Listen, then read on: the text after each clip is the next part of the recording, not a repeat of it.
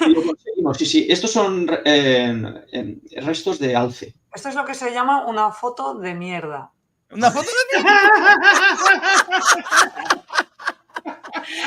Es que no veíamos casi animales porque el hecho de moverte por el bosque, como todo el rato estás haciendo ruido, porque es imposible no rozar las ramas, es que te las Claro. tienes que romper muchas para poder andar. Claro. Entonces los animales te oyen y se van y veías los rastros, veías los excrementos frescos, las huellas frescas, pero no veías nada porque, Eso claro, te preguntaba Marta, era hasta ahora, ¿qué como fauna llevar un habían rebajo, visto? ¿no? Sí. Hasta ahora solo habíamos visto la ardilla terrestre y el pica.